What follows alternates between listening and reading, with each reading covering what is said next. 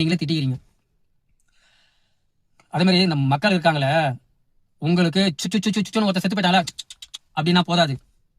ஒருத்தர் வரக்கூடாதுன்னு நீங்க நினைக்கிறீங்கன்னா அவர் ஓட்டு போடாத. ஒருத்தர் வரணும்னு நினைச்சுன்னா அவர் ஓட்டு போடு. எவன் பணம் கொடுத்தாலும் சரி கொடுக்கலனாலும் சரி, உனக்கு கெடுதல் நினைக்குதுன்னா அடுத்த ஆளுக்கு ஓட்டு போடு. அது ஏடிஎம்கா இருக்கட்டும், டிஎம்கா இருக்கட்டும், எந்த ஒரு கட்சியா இருக்கட்டும். உனக்கு யாரை பிடிச்சிருக்கோ உங்களோட வெயிட்டை உங்க விரல்ல இருக்கு. அந்த விரல்ல இருக்கிற இதை உங்க வெயிட்டை காட்டுங்க. சும்மா அடுத்தவனை திட்டத்தினாலையும் அடுத்தவனை போய் நீங்க கும்பலை நின்று வேடிக்கை பாக்குறதுனாலையும் ஒரு இதுக்கும் பிரயோஜனம் இல்லை. ரொம்ப மன வேதனையா இருக்குது. 40 பேர் 41 பேர் இப்போ எக்ஸ்ட்ரா வேற ஒருத்தர் இறந்துருக்காங்க. 41 பேர் இறந்துருக்காங்க. இதுக்கெல்லாம் முக்கிய காரணமே பொதுமக்களாகிய நீங்க தான், ரசிகர்களாக நீங்க தான், வேற யாருமே கிடையாது. வேற யாரு இதுக்கு முக்கிய காரணம் நீங்க நினைக்கிறீங்களோ அவங்க சத்தியமா கிடையவே கிடையாது. இதுக்கு விஜய் தான் காரணம் நினைக்கிறீங்களா? இல்ல, நீ தான் காரணம். நீ பார்க்க போறதுனால தானே அங்க நடந்திருக்கு அந்த பிரச்சனை. விஜய் அவர் எதுக்கு வராரு? வந்திருக்கிறாங்கன்னா எல்லா கட்சி தலைவர்களும் அவங்கவுங்க இதோ எடுத்து சொல்றது வரதான் செய்வாங்க.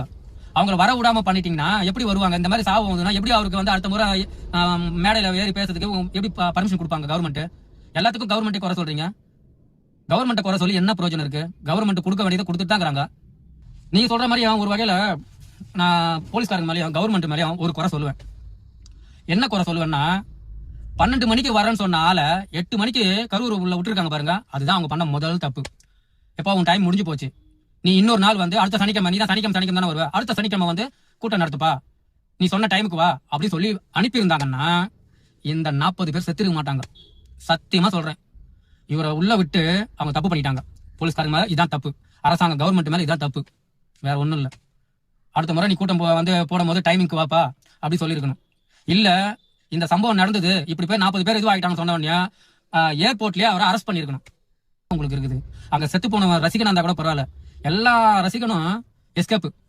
அங்க மாட்டி செத்ததெல்லாம் பிஞ்சு குழந்தைங்களும், பெண்களும், இளம் வயசு பெண்களும், கிழவிங்களும், வயசான கிழவிங்களும் செத்து இருக்காங்க. எவ்வளவு பேர்? எல்லாம் பொதுமக்கள் தான்.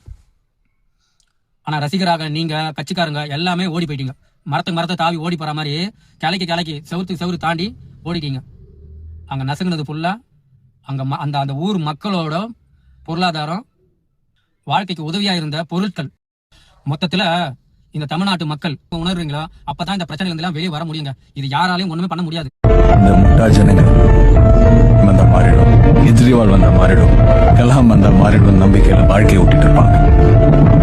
யார் வந்தாலும் நாம மாறினா தான் எல்லாமே மாறும்னு புரிஞ்சுக்கிறது